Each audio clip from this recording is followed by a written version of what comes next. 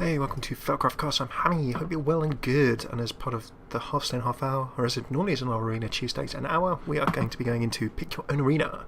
So on Twitter every Tuesday at FailCraft Casts, you tweet in with what you want to be playing. And today you decided on Shaman. So we're going to be serving with Uther Lightbringer himself.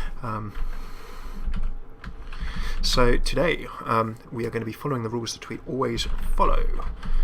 We take 3 simple premises that we go through.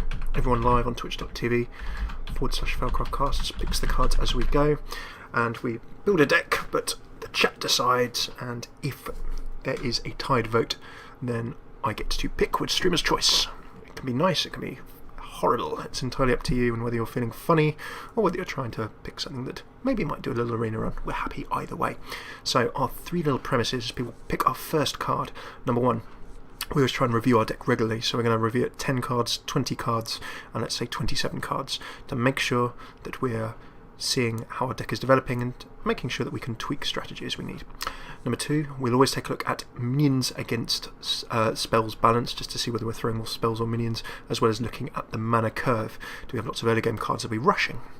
Do we have lots of late game cards that we're trying to control, trick in arena? Or are we focused in the mid game, and is that where we're trying to get the bulk of our cards out to win?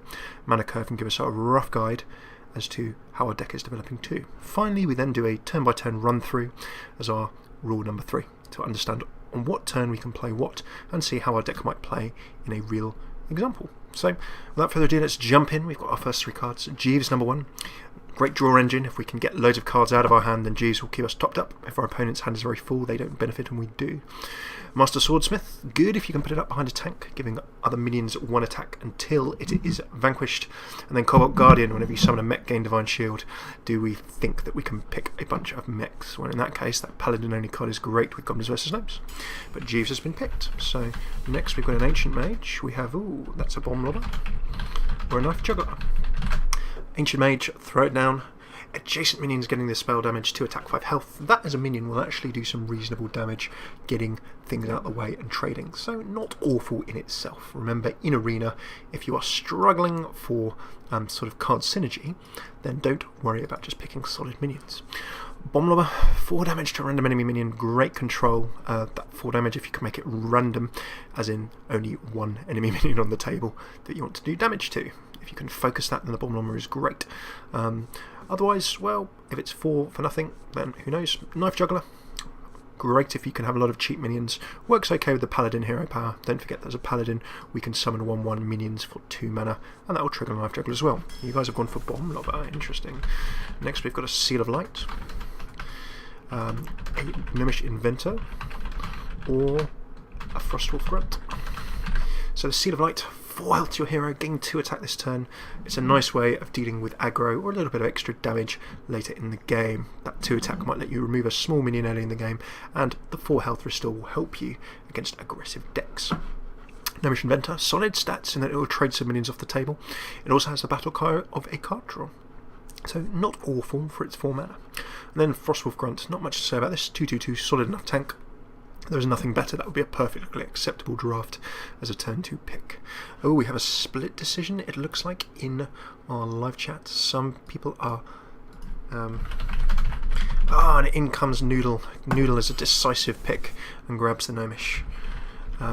So there we go. We're going for some card draw and some trading. I like your style. So next we have a Priestess of Elune, a Wolf Rider, or a Raging Worgen. The Elunian Priestess, 4 health restore to the hero, 5 attack, 4 health. That will trade stuff off the table, nothing else. That fulfills our solid minion criteria, not too bad at all.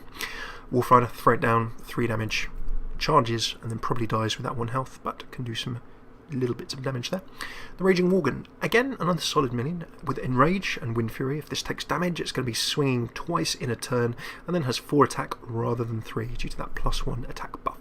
So 3 different examples, all solid in their own ways. And of course the cry that always comes up on any episode with Arena: you need health, anything that heals you is good. And yeah, you know what, the amount of misplays I make, having some healing is never a bad idea. So what do you folks fancy? It is looking like a loon, say some Worgen, says others. There's going to be a decisive vote in there someplace.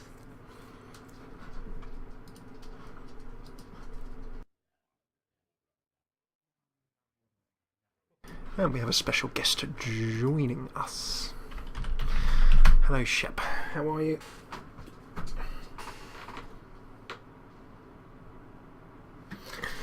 Shep the dog is a little bit confused due to the fact that there is tidying going on.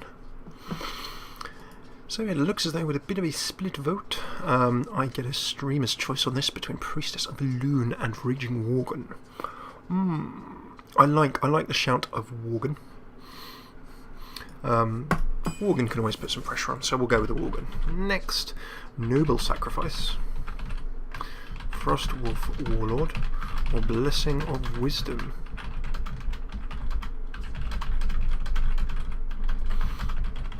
So the Noble Sacrifice as a secret when an enemy attacks, suddenly 2/1 Defender as the new target. Pretty decent in terms of that it can soak up some early game pressure, and also will help you protect bigger minions. So not too bad there as well. Frostwolf Warlord, 1/1 for each other friendly minion on the battlefield. That's a nice mid-ish game finisher. If we can get lots of early game minions on the table, then that's all well and good. And then last but not least, a Blessing of Wisdom. Choose a minion whenever it attacks, draw a card. Well, that's good. And we can, of course, don't forget, we can throw that on opposing minions as well. It's a very good way of getting a little bit of additional pressure going. So, a good option too.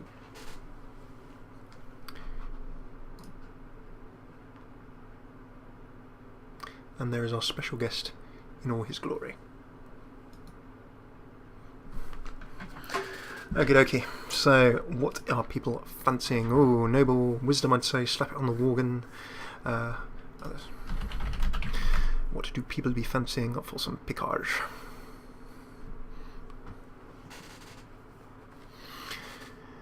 Okay, it is looking like people fancy a bit of Noble, and I see a Noble, I see a Wisdom. Let's try and get an intervening pick.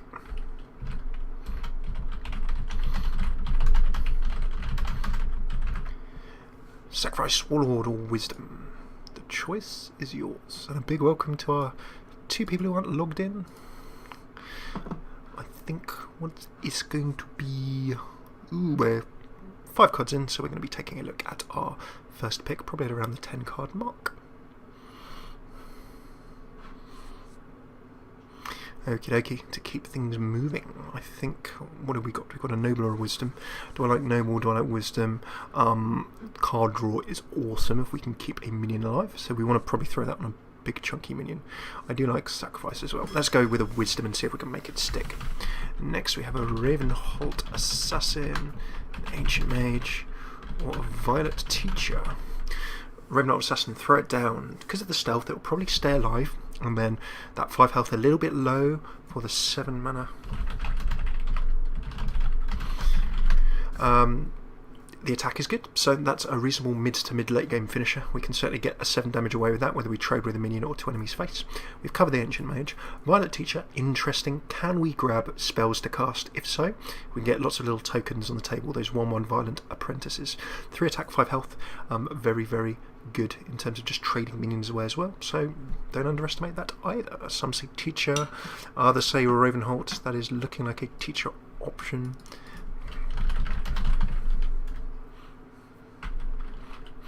And good to see you all tuning in. So welcome to Skywheeler, Larry, Buff, PG, Thrash, and all the crew.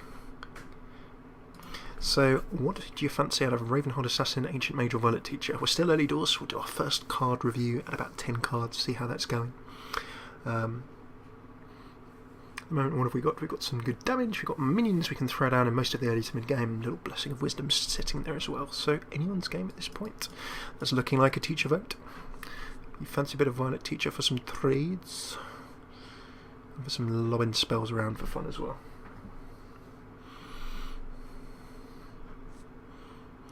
Okay, keeping on moving. I think we're going to be going with a Violet Teacher. Next, Acidic Swamp Ooze, a Shield Bearer, or Shielded Minibots. Okay, so the Ooze. King Ooze, king of the stream. Always Ooze. I don't know why I even need to give you this 3-pick, but with the Battle Cry of Destroying the Weapon, and for a 2 mana, 3 attack, 2 health minion, a great opening card, even if you're not using that Battle Cry. Shield Bearer, great for grabbing the early game. Certainly will slow your opponent down a bit. They're going to have to punch a little bit to get through that 4 health. Then a Shielded Minibot. Paladin only, very solid card. Can use it to make some very good trades in the early game.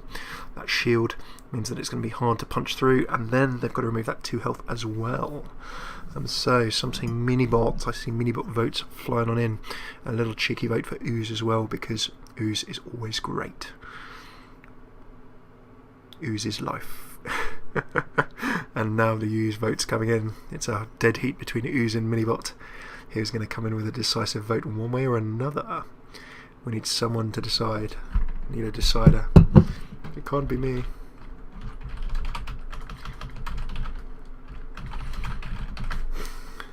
Ooze is life. The amount of times we have buffed Ooze. I'll fight your Ooze. Oh.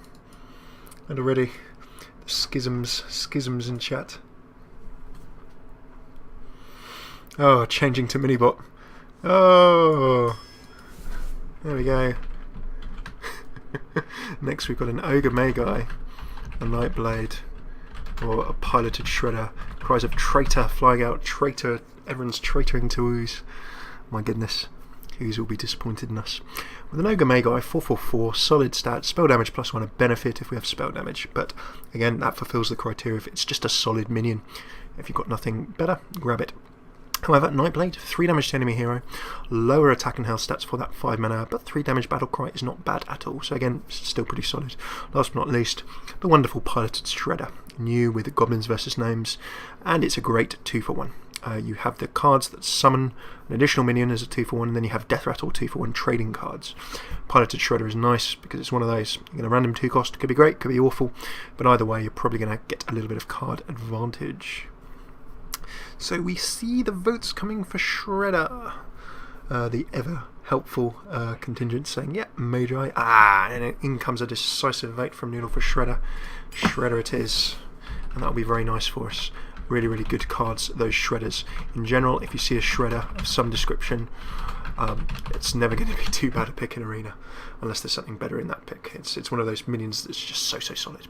So Oasis, Snapjaw, Spectral Knight, or Unstable Ghoul. With a Snapjaw, if we can find a way of turning that Teenage Mutant Ninja Turtle, or Hero Turtle, as us Brits would say, into a tank, Defender of Argus, Sunfree Protector, ridiculously strong. 7 health there will be a big solid wall. Spectral Knight, this is the bigger brother of the Fairy Dragon. Cannot be targeted by spells or hero powers. 4 attack, 6 health, very sticky. Hard to remove unless, of course, opposing minions charge into him. Very strong indeed. Unstable Ghoul, a good early game tank. The Death Rattle of dealing 1, great if you combo it with cards that benefit you, like the Acolyte of Pain, like the Armor Smith if you're a warrior. But of course also damages your own minions as well. And it's looking like there's a good little vote for the Spectral Knight. There we go. Spectral Knight grabs it. Next, epics. Kezan Mystic, a Cobalt Guardian, or a Ravenholt Assassin. So we've covered 2 of those already. Cobalt Guardian, we saw in our first pick. We've actually got 2 mechs now, so maybe the Cobalt Guardian is not so bad. We didn't pick it first time because we didn't have mechs, or we thought it'd be a situation option. Ravenholt Assassin, we've already covered. Kezan Mystic, taking control of a random enemy's secret. Now, I've seen this dropped into various ladder decks against so many hunters and similar that are kicking around right now, and the mages as well with their secrets. So that can really give a swing. If you steal an explosive trap or a freezing trap off your opponent in ladder, that is so awesome. So I think Kezan Mystic definitely has legs. All 3 of these pass the solid minion test, I would say. Kezan Mystic is perhaps a little bit more situational.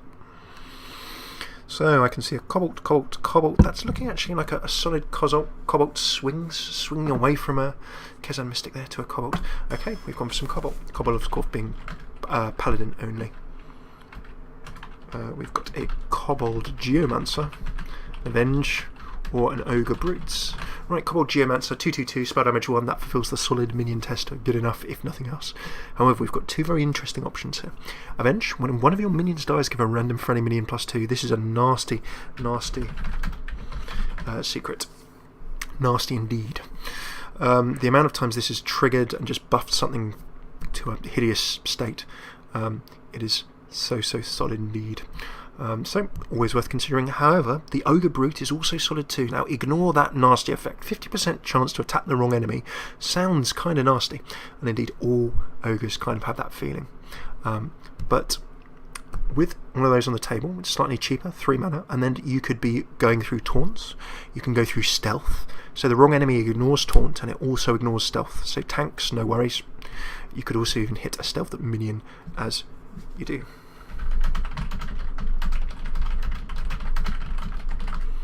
So let's see what people are grabbing. It's all Ogre. I guess it's all Ogre for Revenge.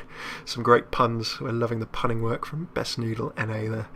Okay, so let's have a look and see what's going on. So Ogre, not such a bad card. In Arena, probably quite likely to swing some good. You could even attack the enemy hero as well. I see a couple of Avenges. I see a couple of 3 Ogres. Oh, 2 Avenge, 3 Ogre. I guess it's all Ogre for Revenge. And an Ogre as well coming in there. Righty then, so I think that's actually a pretty solid Ogre vote, and also Ogre fulfills the all-important comedy card quota. We've not picked any comedy cards yet, I think, so let's be pretty happy. I'm glad that we've got a nice comedy Ogre there in there as well. But seriously, that Ogre could be winning this game for us. Do not underestimate him. Oh, we've gone slightly over our first card pick, so I'm just going to type in these cards. We'll do a quick review of these cards while you folks live decide to pick what you fancy. So Silverback Patriarch, 1 attack, 4 health, not the most awful tank, but again there are ones, you know, if you look at the Shield Bearer, that's 1 mana for the same tanking ability. You're not really looking for the attack here. Light's Justice, swinging for 1 if you can buff it, which is kind of hard to do. It's okay, not bad for removing early game threats that have 1 health if you're being rushed. Then the Snapjaw, it's not a great 3 pick this, but the Snapjaw, if we take the Teenage Mutant Hero Turtle, as we said before, we might be able to turn it into a tank. Right, so because we've got past 10 cards, we're going to go for our quick deck review. So rule number 1, review our deck regularly, that's what we're doing. Rule number 2, let's take a look at the mana curve and spells against minions. Well, we can see that we've got drops in the early game, and then a slight increase of drops in the mid game. Even before looking at the card list, maybe we're playing a mid-game-ish deck. We get the table under control in the early game, and then we really punch through in the mid. But it's only 10 cards in, it could change. Spells against minions. Well, I see a Blessing of Wisdom for card draw, that's 1 spell. And that's it, 1 spell against 9 minions. How do we play? Rule number 3, let's take a look at a turn-by-turn play. Well, a Shielded Minibok turn 2, an Ogre Brute swinging in for turn 3, or a Raging Worgen with a Gnomish Inventor for card draw and potential trading on turn 4. Jeeves for card draw if we've got a low hand. Then as we get into that 4 to 5 mana spell, we can see how strong we are. Piloted Shredder for trades. Teacher if we have spells. Cheap spells would be better for that, but even if we don't have spells, the Violet Teacher will help us trade minions very effectively. Bomb Lobber, if we throw that down, it will totally take something out on the table. Cobalt Guardian to back up our mechs, and then a really solid Spectral Knight. So we've followed our 3 rules. In our first deck review, we've got a nice solid deck core, and that always tends to be the case with your early review. You don't have enough cards to see precisely how your strategy is going, but I'm confident that you guys have picked a nice solid core of cards that we can certainly play turn by turn. If all else fails in Arena, it's nice to have something strong that you can play every turn. And if that's a strong minion every turn, then so be it. Righty, let's get back and see what people are going for. Some say Justice. I see Snapjaw, Oasis, Silverback. Ooh, it's all looking pretty tied here. That's going to be, I think that's a narrow winning vote for the Silverback Patriarch. Snapjaw. I see 2 Snapjaws. Turtle Power, 3 Snapjaws. Oh, I think that the Silverback. Oh, hang on. Oasis, Silverback. Yep, Silverback gets it just for being a taunt. Next we've got a Micro Machine. Ooh, hello, Consecration, good to see you. And then a Blessing of Wisdom. We've got 1 Blessing of Wisdom. Would you like 2? Entirely up to you. Consecration, deal 2 damage to all enemies. Crowd control, that's all I'm saying. Can be spell damage buffed as well, but not necessarily to be ignored. A bit of a Micro Machine. At the start of each turn, gain 1 attack. If you can put that up behind a tank, leave it to get stronger and stronger and stronger and stronger. and then it can trash and cry havoc. Hey, if you throw a Paladin buff on top of that, it would be really awesome too. So now you've got three options. Do you want to be grabbing draw? Do you want to be doing a bit of crowd control? Or do you want to be throwing down the finest of Game Boy games in micro machines for some great power?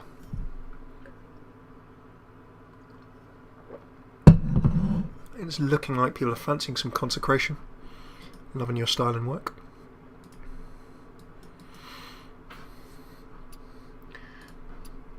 And of course what we'll do after we've done our pick is jump into some games and see how your strategizing or comedy works out in practice. Be looking forward to it either way. I am thinking that is very much a consecration. Lovely stuff. Let's move swiftly on. We've got a Mech Warper, a Booty Bay Bodyguard, or Wisp. Right, not had any of these three. I'll cover Wisp first. One of the heroes of the Hearthstone half hour, one of the heroes of FailCraft streams, or heroines, who knows. I think maybe Wisp is probably genderless. But 0, 1, 1, not much we can say about it. It does the job. Booty Bay Bodyguard. Now that 4 health is slightly low for a taunt, but it is a taunt. If all else fails, it will wall for a go. The Mech Warper, well, what can we say about Mech Warper? So vital in every single mech constructed deck on the ladder right now, because it makes mechs cheaper and you can swarm with mechs in the early game. It is awesome to go with mechs, and we have mechs. So the real question is it going to be Wisp or Mech Warper? I see Wisps, Warband Pool. I love it, getting into the spirit of things, saying Wisp with a little troll face. So I see Sun's Pool, Mech Warper, Solid 2 Warper. I see 3, I see Wisp, Wisp is King or Queen. Hang on a second, is that a draw? Do we have a draw between Wisp and Warper? We may well do. So Wisp, I see 1 Wisp, I see 2 Nerf Wisp, I see 2 Wisps. Do I see? I'm trying to see if there's multiple. No, there is 3 Wisps. 3 Wisp votes, and then I see 1 Warper, a couple of Warpers. There are 3 Warper votes as well. So that is a draw, unless there's a deciding vote, which means I have to choose.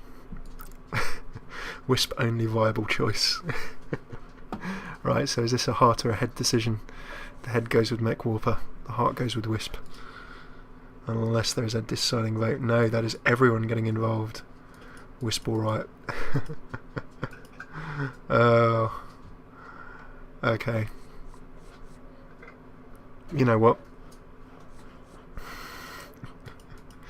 Oh, but Wisp is funnier. I'm going to consult a third party.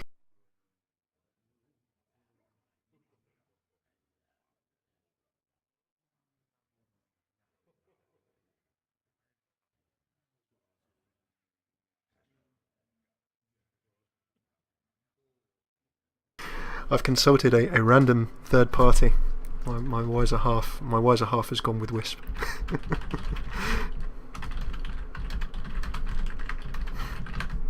There we go.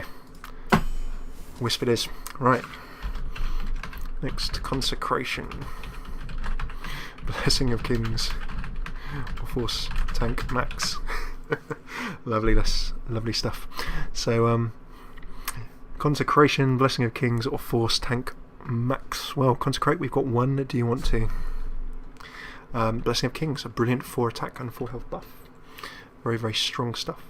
And last but not least, the Force Tank Max, well, for 8 mana and 7/7.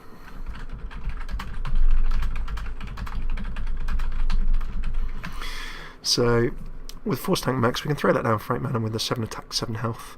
There'll be some good trading that you can probably do with that. Okay, ooh, Blessing of Kings for the Wisp. I love it. People are now going in for the a strong pick there. so the Wisp can be made even stronger. Hey, Blessing of Kings is great anyway. So 3 not too bad choices there. Let's see what people fancy. I can see a Bok, 3 Boks with a bit of a tank, Bok, a final consecration. It looks though that's going to be a Bok choice. Blessing of Kings will be good even if it's not on the Wisp, so I can get on board with that pick. Fairy Dragon, Seal of Light, or a Blue Gill Warrior. Okay, so Bluegill Warrior, we can cover first. Charge for 2-1 will probably die. We could buff it, and of course it's opening the Murloc door. When you pick one Murloc, when we pick one Murloc on this stream, or on this video, or on this series, generally more Murlocs tend to follow. Seal of Light, not picked, already covered. Do you fancy one? Could be okay. Fairy Dragon, just a really solid 2-pick. Throw it down turn 2, it's going to be doing damage and similar before it gets removed from the table. What be you fancying? Fairy, I guess. Fairy, fairy, fairy. Dragon, dragon, dragon. No particular controversy or arguments. Bluegill. I do love the solid voting strategy of PG and a core of people live on the stream who wait for all of the picks to happen and then just pick whatever everyone hasn't picked. The contrary style.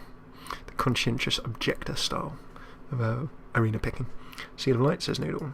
15 cards select. Murloc deck in before. Good for removal. Yeah, I agree with Noodle. That's not too bad. It's looking like a majority Murloc deck in before. Good stuff. That's looking like a dragon. Okay, so we now have a next. We have a Blessing of Might, a Hammer of Wrath, or a Priestess of Elune. So, from your 3 picks, you have options there. Blessing of Might, giving a minion 3 attack, not so bad indeed. Shall we go for some of that? Entirely up to you. Hammer of Wrath, deal 3 damage, draw a card. Good control there, a little good of pressure. And then finally the Priestess of Elune we've already covered, but do you fancy a bit of heal and a solid training minion? Hammer, hammer, hammer, Priestess there. 4 mana city. Yeah, there's quite a lot of 4 mana going on. I see Thrasher's point there. There's 3 hammers, 4 hammers. Oh, boom. Yep, that looks like a hammer to me. So we have next the Grimscale Oracle, Spider Tank, or a Gold Shafter. Grimscale Oracle. All other Murlocs have 1 attack. As we've shown, if you open that Murloc door, if we'd gone for that other Murloc, then the Murloc deck would have started. As is, there you go. 3 mana, so Spider Tank is just solid. Great with other mechs, great for trades, great for your breath, all that kind of stuff. Grimscale because more Murlocs. That's one point of view. Then the Goldshire Footman. He kind of sits between a Silverback Patriarch and a Shield Bearer. You have all of these strange combos of health, of attack for these early game tanks. So for 3, it's kind of like not hugely better. For the Shield Bearer is just so strong, you almost ignore the tank there. But you know, PG resolutely going for it, committing to the joke. So we've got Spider Tank, Spider Tank, Spider Tank, Spider Tank, Grimscale. That's looking like a Spider Tank vote. I'm very much sure of. Let's grab a spider. Next, Eye for an Eye, a Redemption, or a Holy Lights, the RNG system lords of Hearthstone and ladies of Hearthstone, whatever spirits they are, really wanting us to pick secrets. Murloc's alright. Well, the power's in your hands. It's majority rules, remember, unless it's a draw. So, Eye for an Eye. When your hero takes damage, deal that damage back. Yeah, okay, if you're taking a truckload of damage in the late game, that's when Eye for an Eye is good. Redemption, good at bringing things back to life. And then Holy Light, restoring 6 health for 2 mana. Just generally very good. No one can really get too sad about that.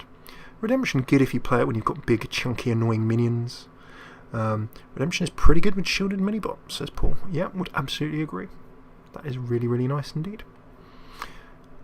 So, could we throw down an Eye for an Eye in the late game when there's some kind of big lethal damage incoming? Sure we could. Redemption will give us more trades. And hello to 1Pixel joining us live. Great to have you with. And then of course the ever popular choice on this stream. We're going to need the heals, of course, of course. When I'm playing, heals are always handy. So let's have a look. I see Holy Light, Holy Light, Holy Light.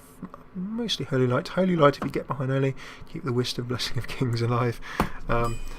Lovely stuff. Okay, so Holy Light it is. Next, we get an pick. I like these. All of these are very, very nice looking. Piloted Sky Golem, the Sea Giant, or the Doomsayer. So piloted Sky Golem, we got one Golem in the piloted Shredder. As I said, these Shredders, these Golems, so solid. Summoning a 4 cost when this dies, brilliant. Sea Giant, now this has been quite popular in some Zoo Warlock decks or similar rush decks. Things that get, and particularly with Implosion now, you'll see that on the ladder a fair amount. So if you're a Warlock, you Implosion to get loads of little imps on the table, and then suddenly that makes your Sea Giant so much cheaper. In Arena, more minions will probably stick to the table, so Sea Giant is not quite so bad. Doomsayer, great to throw down if the table is looking overrun, but generally good when there's not enough stuff to kill the Doomsayer, but the Doomsayer will get most of the minions off the table.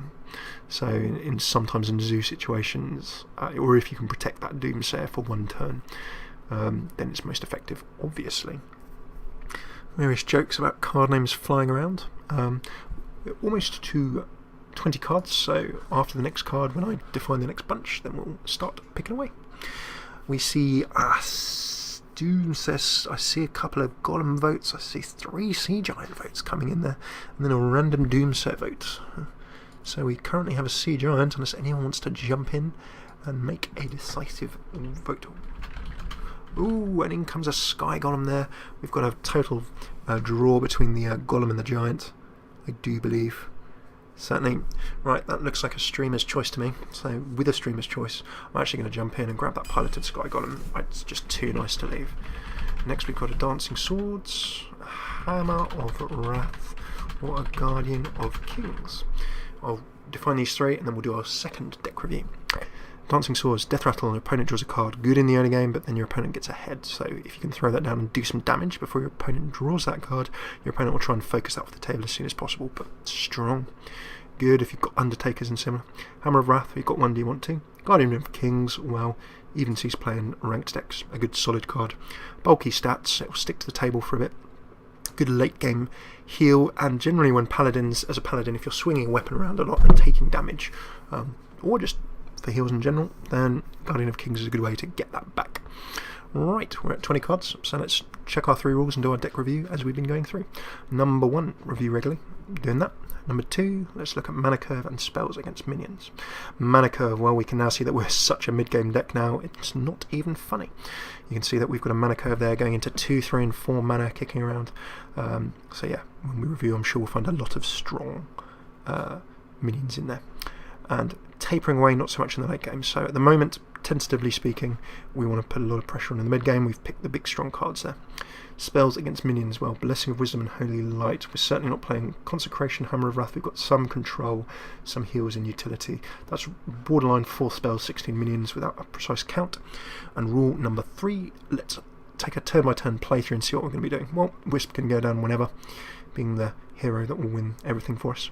Wisdom can go down when we need to draw, if our opponents are causing trouble.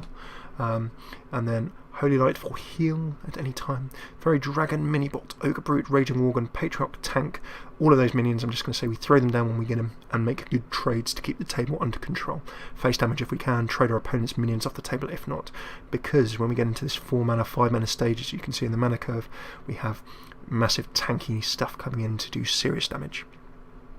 Kings can buff anything. Consecrate can clear the table. Wrath can get us under control. Inventor draws cards, as does Jeeves, but we really need to get a small hand. Jeeves looking a bit tougher to play to get card draw, because of unless we can get all of these out and keep our hand low in the early game. Piloted Shredder, Violet Teacher, Bomb Lobber, Cobalt Guardian, Spectral Knight and Sky Golem. We throw these down as and when, make positive trades, or charge into our opponent and do a stack of damage.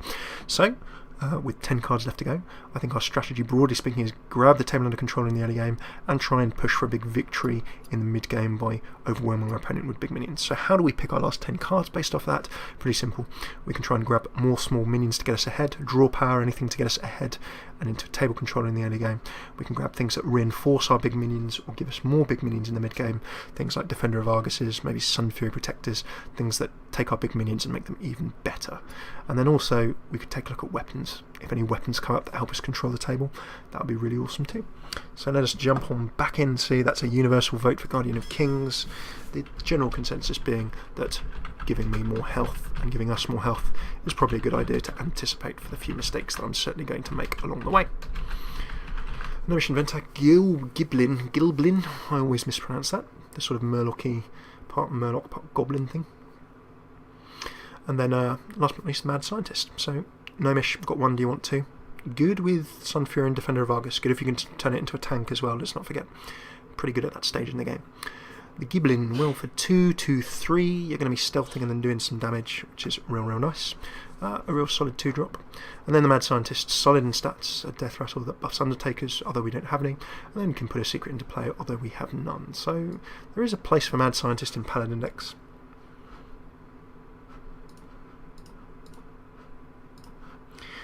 Inventors, some people fancy a bit of please no more 4-drops.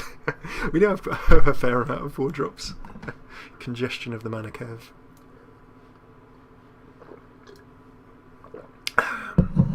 Scientist, Giblin, Inventor.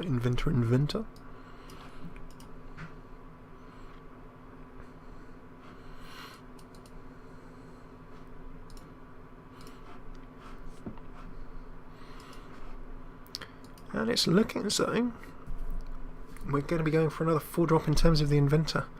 So if we can, Giblin, oh, Giblin, not Inventor, I take it back, oh, Giblin, okay, the Giblin. Giblin, Scientist. I'm going to say that that's going for a Giblin. Next, we've got a Frost Elemental. A Repentance. Or Noble Sacrifice. We've covered Noble Sacrifice, so Repentance. Good if you can throw it down when your opponent's playing big and nasty minions. Very strong indeed. Will help you, kind of like a hunter's mark for a hunter. If your opponent's going to be throwing stuff down that's big in the late game, hopefully Repentance is going to mean that you can trade it more easily. And then the Frost Elemental, well, just solid. You freeze a character, you've got 5 attack, 5 health. Sure, you can freeze heroes, you can freeze big enemy minions. That's going to help you make some trades in some form or another. So, in terms of our mana curve, in terms of our strategies, any of these would kind of work. Sacrifice will protect us. Repentance could be good in the late game. Frost Elemental beefs us a bit out in the mid to mid-late game, because of course we've got a lot of 4 mana and 5 mana at this moment in time.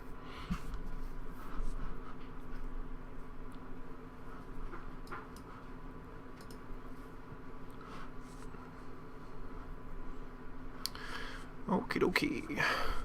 I see some flying in for Frosts. Repentance, Noble. I see a couple of Repentances, a couple of Elementals. What's going to be the vote between the Elemental and the Repentance? Let us see. What are you fancying between those? Repentance, it could be interesting for late game. Bit of Frost Elementaling. Right, that just looks like a streamer's choice between Elemental and Repentance. So I think... decisive late game Bulgarian vote coming in for Frost Elemental. There we go. I think I would have probably opted for a Frost Elemental because it's just so strong. Chocolate milk so delicious. That's the news on the street. Shadowed Sun Cleric. Battlefry giving a friendly minion +1/+1. Useful in the early game. Nothing wrong with it. The Gnome Regan infantry. Charging and taunting. I always quote the Hobgoblin from Goblins vs. Gnomes. The Hobgoblin makes any 1 attack minion that's played after him on the table +2/+2. 3 attacks, 6 health with charge and taunt. Suddenly that becomes so awesome. And then we've covered the Booty Bay. If you want a mid-game-ish tank, pretty nice indeed. Clearly Shattered Sun Cleric. Looks like everyone fancied a little buff and then a 3-2 trade in the early game. And with 7 cards to go, we're getting there. Last arena we had 2 legendaries, no legendaries in this arena draft so far. But this is looking like a nice solid deck. Lots of stuff we can play at every point of our mana curve. A random booty.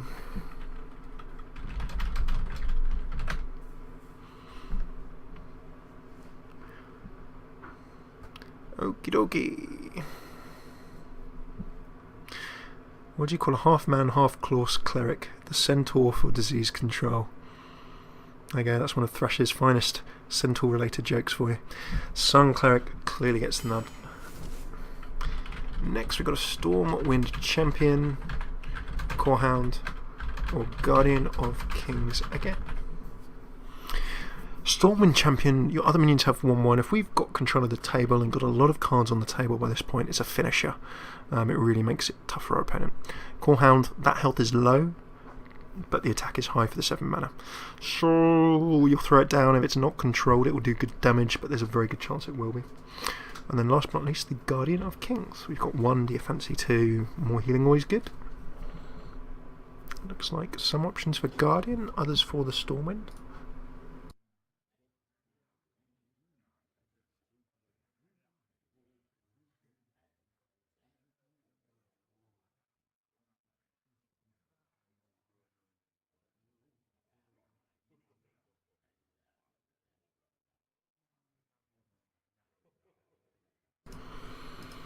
Okay, it's looking like a champion, hound, champion. That looks like, I think, a champion vote. Narrowly, though, it has to be said there was a little core hound camp. The champion comes in with the win. Next, we've got a redemption, a Stormpike Commando. That's a new one, or a Blessing of Kings. Coward redemption. Ignored it so far. Stormpike Commando, Battlecry, dealing 2 damage. 4 attack, 2 health, that will probably get removed otherwise. And then Blessing of Kings. We've got 1, do you want 2?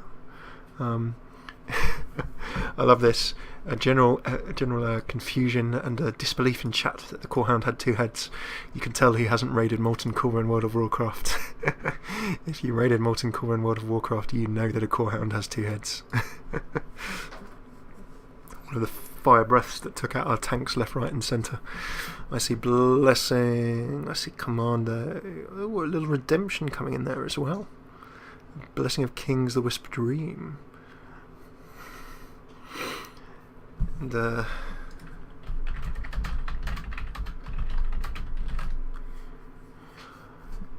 anyone for anything else? Getting so close to the end of our draft, and then we can get into action with a few games. Alrighty.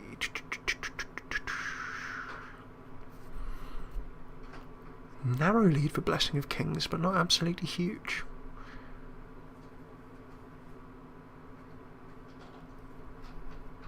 Okay. That's looking like a Blessing of Kings. Vote is in. So next we have a Guardian of Kings, a Harvest Golem, or a Ship's Cannon. Well, we've covered the Guardian of Kings. Ship's Cannon we can cover quite quick. Whenever you summon a pirate, deal 2. Not quite a 2 damage to a random enemy. Not quite a Knife Juggler, and we have no pirates. Situational.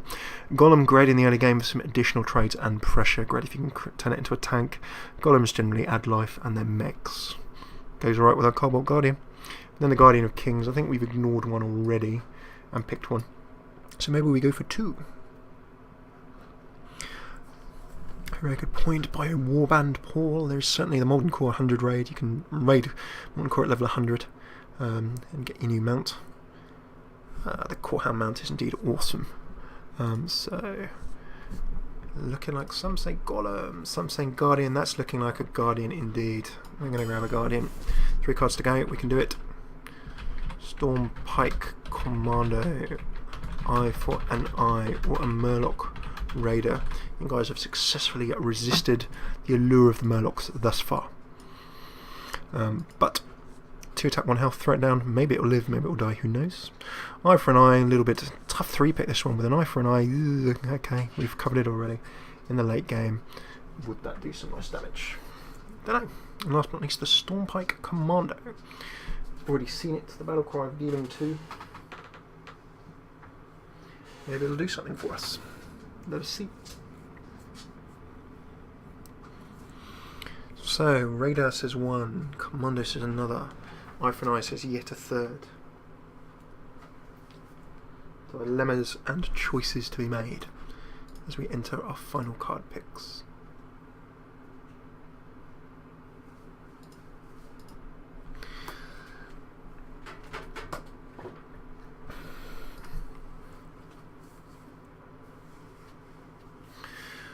Okie dokie. Eye for an Eye, Raider Commando. What are you fancying from the 3s?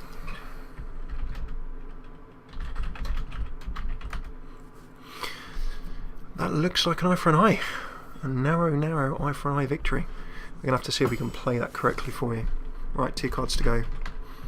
Stone Tusk, Boar, a Repentance, or a Novice Engineer.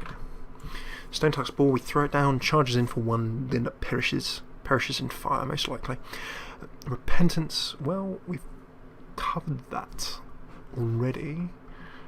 Do we throw it down in the late game? All of these random secrets that we have, maybe that will do something for us.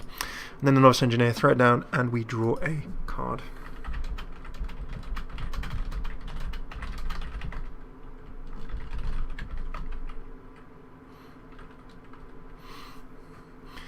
So, what do we fancy from those 3? We can have early game card draw, we can have another secret that maybe helps us in the late game, or just Boar for the funds.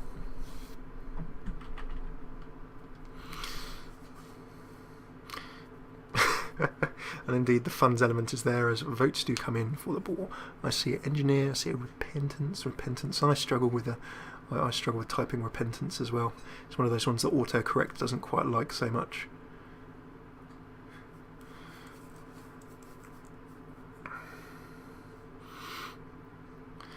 That's looking like a straight split between all 3 cards actually. Does anyone fancy jumping in?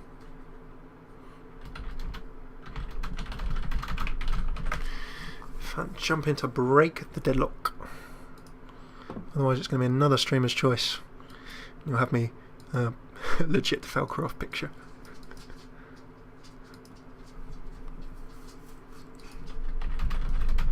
I dream of getting partner one day, so we can have our own remote emotes. That would be so awesome. We need someone in charge of emote images and GIFs for funds. That would be most funny. Alrighty then. Okay, right, it's a straight split, so we can get playing. I think we're going to go for Novice Engineer. Next, we've got a Sunwalker, a Questing Adventurer, or a Mana Addict.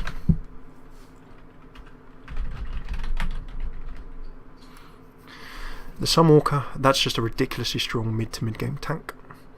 Taunt, Divine Shield, full 5, popular in ladder, no reason why it's not good in arena. Solid card to the max. Questing Adventurer, no dramas.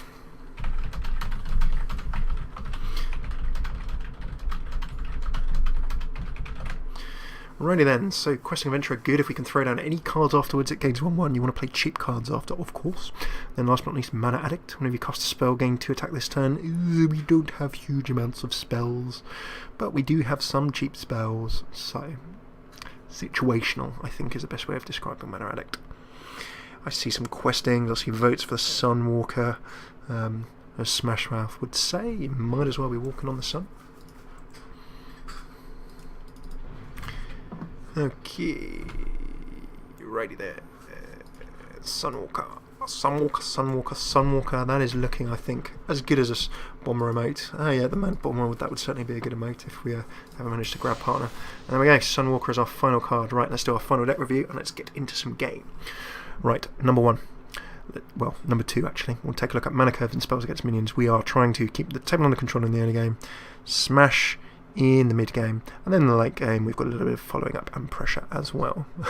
A low health emote. Dear me, you guys. Spells against minions. Well, we do have, if I just jit on up a bit, we've got a Wrath, Wisdom, Eye for an Eye, Holy Light. About 4 spells. A couple of Blessing of Kings though, very strong. That brings up to 6, so that's 624. Absolutely awesome. And then 10 by 10 playthrough. How are we going to be running out that philosophy? Well, we can throw down all of our solid early game minions that you folks have picked. All really good. No drawbacks. They'll help us make good trades. When we get into this middle game section, this is where we're going to win or lose because we've got control, big buffs to buff up our minions that hopefully have stuck onto the table, or we can then really push forward with our Shredders, the Spectral Knight, Cobalt Guardian. If we have mech still on the table, we would want to try and keep mechs on if we want the Guardian, but that's situational. All of our mech minions are strong and can make trades. And then last but not least, we've got Stormwind Champion and 2 Guardian of Kings for late game heals. So let's see how these go, which will be very nice indeed. So, while we are loading in our game of Hearthstone, I'm going to test my alien graphics card here. But for those of you who did not necessarily know what a core hound looked like as our game of Hearthstone is loading in, I'm just going to quickly see if this is going to work. Oh, there we go. That is for all of the glory. There you go. There's a core hound. So you can see that a core hound has 2 heads. The finest molten core staff. So that's the molten core mount for you. Okay, we've had enough of the core hound. We are here to play Hearthstone. So let's jump back into Hearthstone. And as we jump on in, we see, okay, right, well, blessing for wisdom, eye for an eye. I don't want an eye for an eye, I don't want a bomb knobber. I don't want a sky golem. Blessing of wisdom. I'm going to keep that and see if we can make it work for us.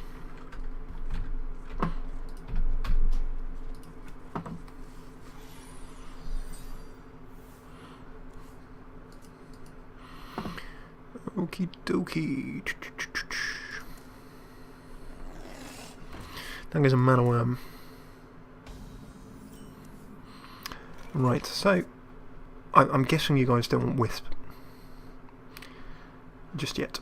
Could coin in something, coin into a Giblin for a bit of stealth. That could be quite fun.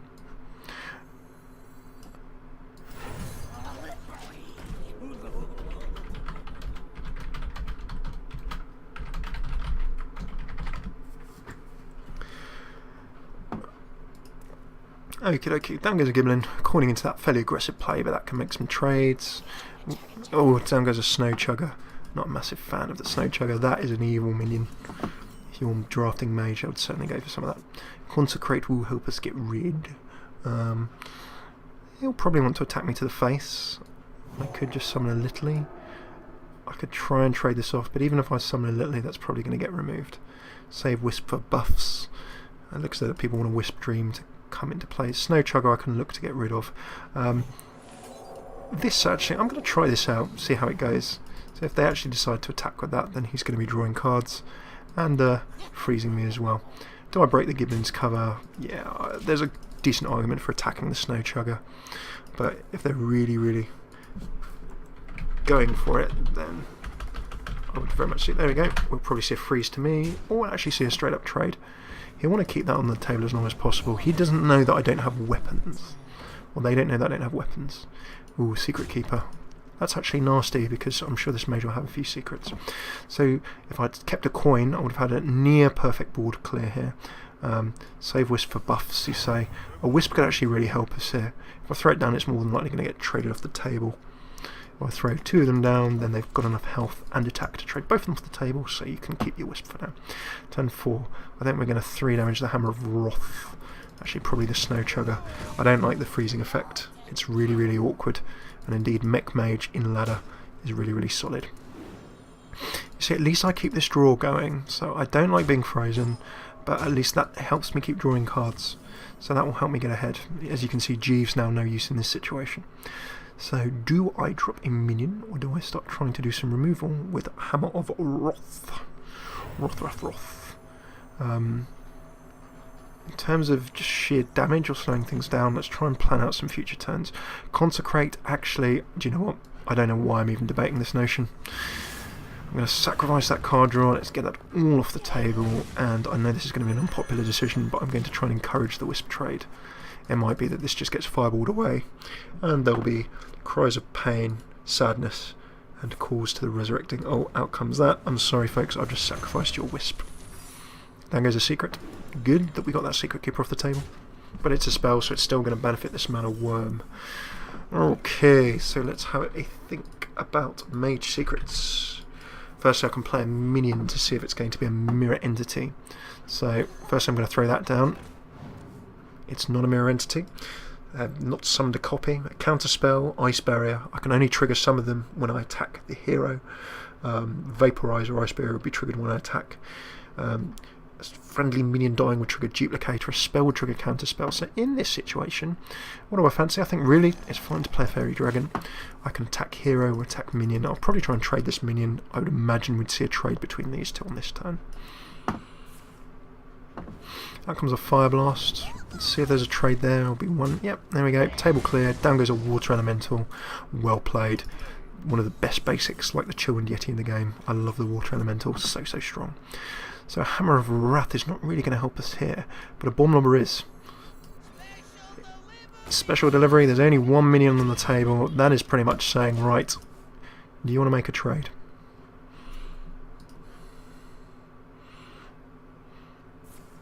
Frostbolt, in that comes, but my Hammer of Wrath can remove this, which I'm perfectly happy with. So, ooh, and Ascension comes down, very nasty indeed. So we've got Guardian of Kings that will come down and help us start healing back the difference and making trades. So do you control here, or do you go for a Kings? I think a Kings is the play.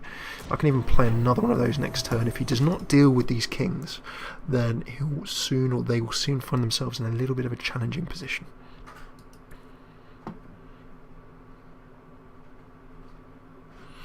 So it's taken us a little while to draw off cards. We may have time for maybe one more game after this.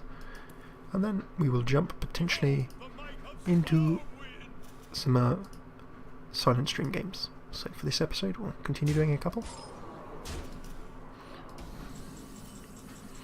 Alrighty then, so in comes the Might of Stormwind, and we're in a little bit of a tricksy position.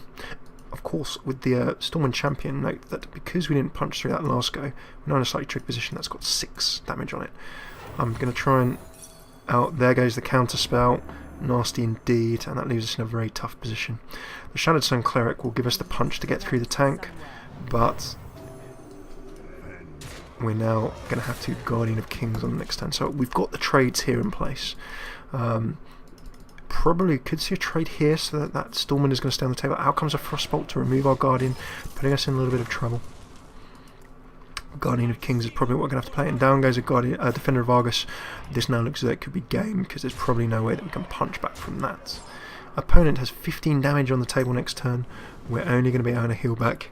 A lovely PM coming in saying RIP. Holy Light will keep us in action for a little bit longer. We'll keep ourselves... put us up to 16, but there's actually 16. Our opponent can do 16 next turn, and we can't punch through it. So we should have killed that Water Elemental a little bit earlier. I think that's probably the error that I made. If we picked off that Water Elemental when we had the chance, not only would have... I can't remember if the secret was down. Should have known that would probably be a counter spell. So, loss number 1. We'll see if we can push forward a little bit further. A bit more aggressive control earlier in the game is what I would probably go for. We did not have time to get our big hitters up as much as we would have liked, and our mage did a very good job of controlling the board.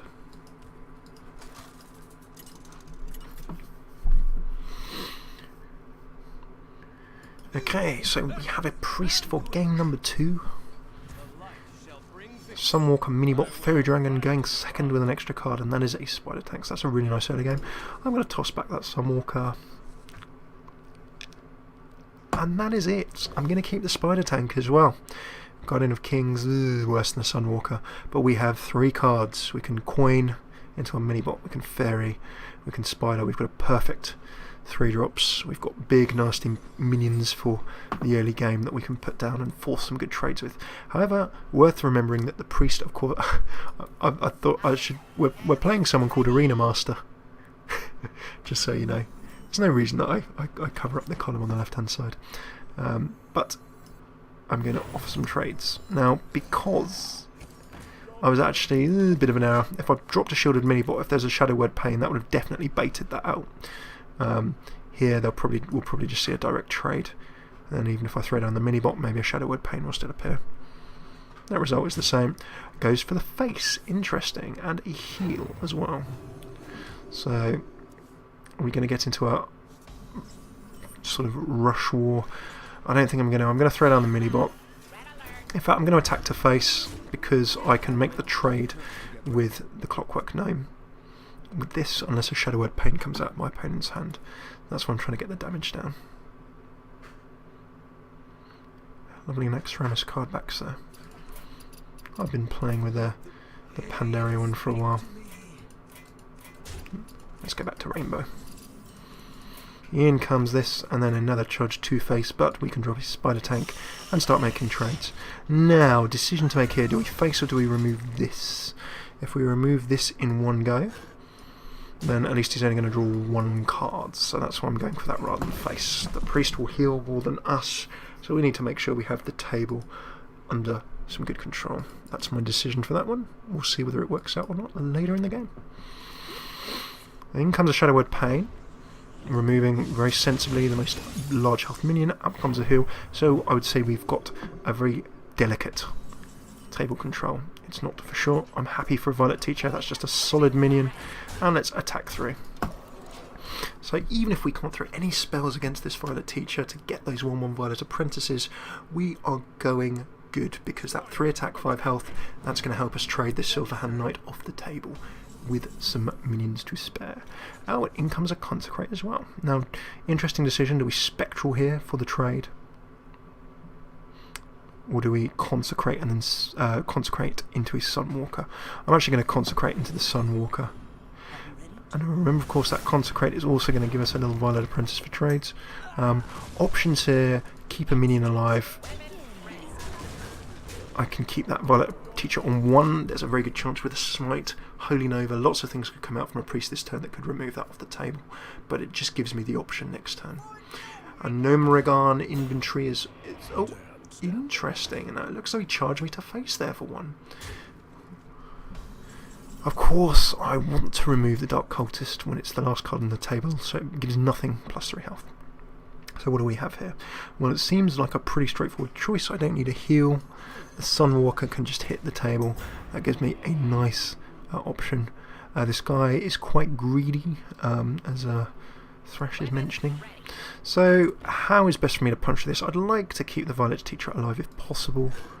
I don't mind sacrificing my Violet Apprentice. No decisions here. I could just go for a solid trade, or I can go for face. Because I'm 4 health, 4 attack, I'm going to go for face. Reason being, this is quite awkward for priests to remove. With goblins versus gnomes, there are more options, of course. Down goes an Elunian Priestess for that 4 heal. We could have drafted that a couple of times, and we just see that trade. Now this is why that wasn't so great. We now have a very tanky Elunian Priestess, but the good news is that's probably not going to matter. Whenever I summon a mech, gain Divine Shield, do not have mechs. I can have a Stormwind Champion now, and we can now see what my opponent did to me last turn. I can do to my opponent this game. Effectively throw it all on the table and say, look, can you heal yourself? Can you destroy everything on my side of the table? Otherwise I shall win next go. Needs big heals or needs big damage.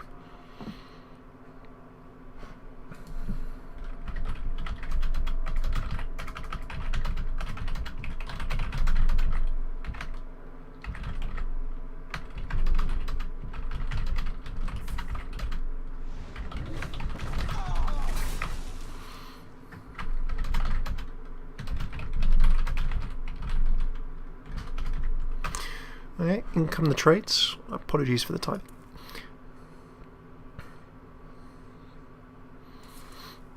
Velen's chose with Goblins versus Gnomes. That's a really tasty card, as you can see. Hey, our priest is actually going to drop me down to not quite enough for victory. Very nicely done. So, I cannot get rid of my opponent this go, just, which is a bit annoying. With a Silverback, I'm certainly going to slow the opponent down. I think we're going to go for now. Let's just get all those down. Holy Light would have given me another minion on the table. I'm going to put them down to 3 health and say, look, you need to remove all of these. The more minions on the table, the better. I need to be able to do 3 damage next turn. I'm sure there's plenty of ways my opponent could try and remove all that. We're probably going to see maybe a Holy Fire or something come out. And there comes Thoughtsteel. Ugh, I hate Thoughtsteel from priests. It can really cause us all kinds of nasty problems. Hammer of Breath. Oh, the luck. This is why Thoughtsteel is such a nasty card. And that leaves us... does it? 2 mana? Shadow Word Pain would certainly put him, or he heals himself. Let's say heal. That's it. Good game. Lovely stuff. There we go, 1-1. Okay, to round out the hour, just run for a quick final game, so we'll dash that in. That game went a lot better. Why? Because we had all of our early game drops, we kept the table under control, and we managed to get out our mid to late game finishes that gave us enough damage just to push forward for the win. One thing that was quite notable there is that our opponent was very greedy. They went for face, they went to try and do damage to our hero on some occasions when they probably should have gone for trades. That did help us along our merry way. Finally, we're going to round up with a game against a warrior. Let's see if we can leave this on 2 wins and a loss for today's Arena Tuesday. Going first this time, Raging Worgen, Frost Elemental. I'm going to trade back 2. Keep the Worgen. Could have been an argument.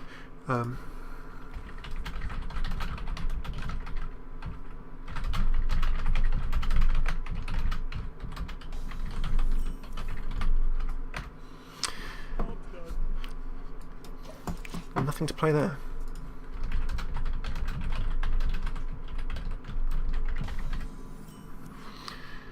Okie dokie. Holy Lights. Why am I even clicking that button?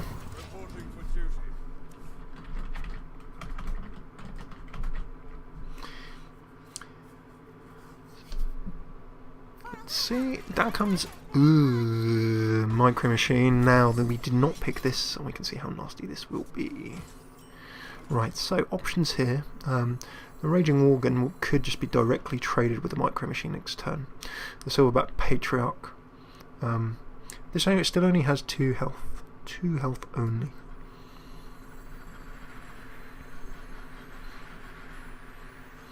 Right, Worgen or Patriarch.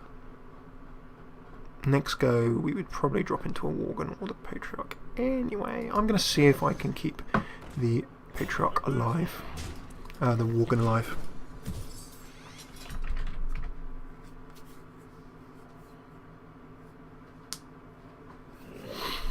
Finish eating ghoul.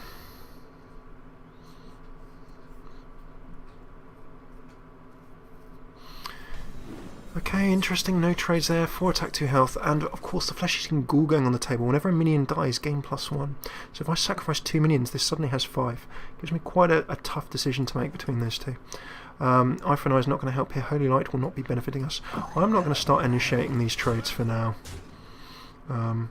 May as well throw down Eye for an Eye. Really, I should play Eye for an Eye later in the game, but at least if I get it on the table, then I'm not going to be taking hero damage for a little while.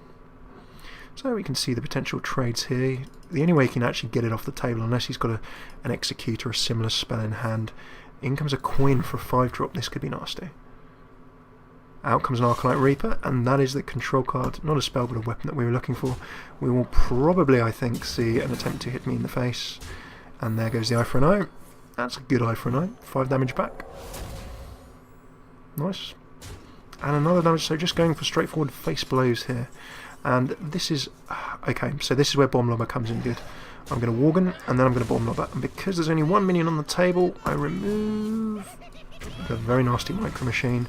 Although our healths are even, there is an Arcanite Reaper, that will do another 5 to me, and I'd imagine that will hit me to the face rather than control the Bomb Lobber. We've got a piloted Sky Golem, Guardian of Kings, Stormwind Champion. Throwing those 3 on the table in quick succession will put us in a very good position. So, opponent's plays next turn pending. We're feeling good. Ooh, okay, Shieldmaster, not so strong. An opening for us after all, and a 5 to the face. Now, decision here, do we heal, or do we try and get further ahead? I'm going to take the risk of a Sky Golem, because I can trade that next go, and because we'll be able to heal with Guardian of Kings next go, and can Holy Light if we really need to get into that situation. We're also actually, folks, in a good position to play Jeeves potentially later in the game, and Jeeves could make the difference for us. I've experimented with Jeeves in a few decks. He's seen playing some rush decks. Ooh, nasty. In comes the Spellbreaker. I'm not getting the 4 minion after all, but I would certainly make some good trades next turn. 2 mana left. Are we going to see an Armour Up or another play? Armour Up from our opponent, no problem. So 6 health going to be hitting the table for us next turn. Hammer of Wrath, I don't see any issues with playing a Guardian. Trade that away, we're only going to have 1 health left. Bit of a shame, trade that away too. So we have table control, some chunky minions on the deck, and you know what? We can Holy Light next turn, or we can Stormwind Champion. Stormwind Champion is the pivot point. We're going to be hitting this point where we've got big minions on the table and can start bringing the pain by throwing down Stormwind mid to mid late game. And of course, Stormwind Champion, a brilliant basic for you Hearthstone players out there.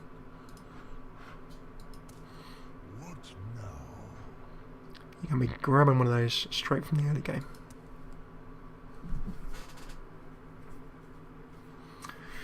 Loading the chat on twitch.tv/FailCraft Cast. You're in a good position at this time. Yep, absolutely feeling that quite a lot. In comes a slam. Deal 2, draw a card. Warrior fishing for some options here.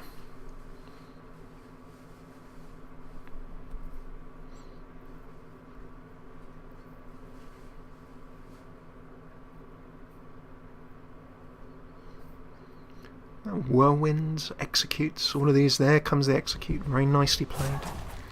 4 mana left. There's plenty of ways to get rid of that Sky Golem as well. So we should plan for a complete. In comes a Corcoran Elite. Is that going to be it? No, it's still going for face. Very interesting. And of course, that's a reasonable play by our opponent because they may well be wondering if I have anything to control that with. Which I do, but they didn't know that. So in this position, I'm actually going to get... This is both a safe play and a greedy play in that I can get the card draw. And I can also get the heal, so my health in a nice position.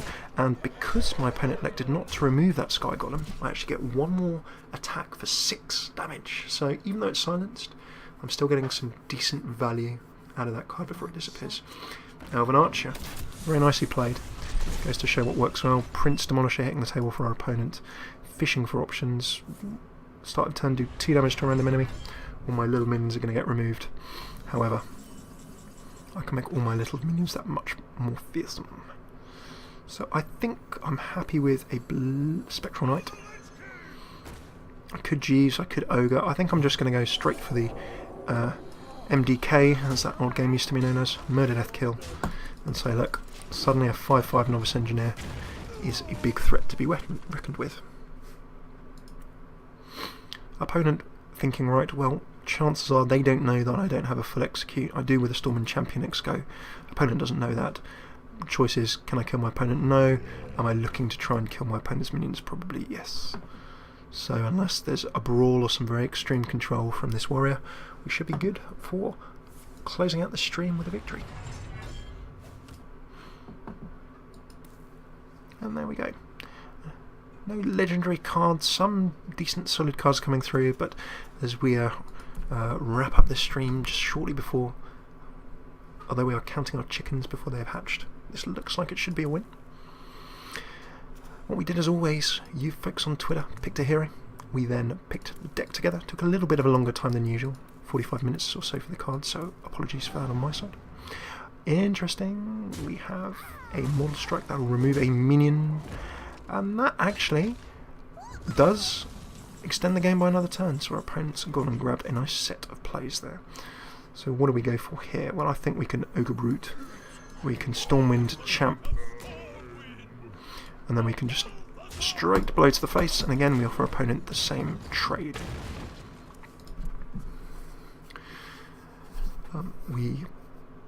You voted for Paladin on Twitter at FailCraft Casts. Oh, in comes a Cleave. Yeah, it could still make some more trades. Is it now time for Jeeves? Says Lute. Could be, we can always throw it down. If I'd had 4 minions, that would have been a very nasty play, but our opponent has no comeback. So we picked Paladin. We then managed to grab into a very strong deck, and our deck really gave us the option to just throw down strong cards on every single turn. So ultimately, if shall we oh, the Ogre actually attacked the right card. I should have tried to attack with the Ogre to hero and see if it did the right thing. So we went through our deck, and every turn we had something strong to play, and you guys picked some strong cards and some fun cards. We had some... There wasn't huge amounts of synergy between the cards, but just sort of remember in Arena, always try and pick strong minions, good minions that you can play on every turn. If they combine with each other, like our mechs did with our Cobalt Guardian, who we've never even seen, all well and good. But remember in Arena, you're looking for strong plays every turn, and ideally ones that go well, that your hero power can complement with as well. Thank you so much for tuning in.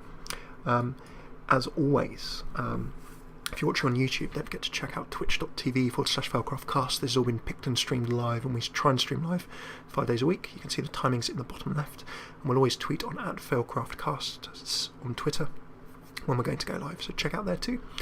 Don't forget youtube.com/FailCraft Casts. Throw us a subscribe or a follow on Twitch, all completely free. You can get over 150 episodes of our stream on YouTube, as well as other games, Heroes of the Storm, Magic, and other things too. And last but not least, website failcraft.org. Occasionally a few blog articles. All of the videos get put up there eventually, but you'll find most of our stuff on YouTube, as well as Twitch. Thank you so much for tuning in. If you're live, we may play a couple of silent, non-commentated games. If you're on YouTube, hopefully see you soon. And have a very happy new year. Take it easy.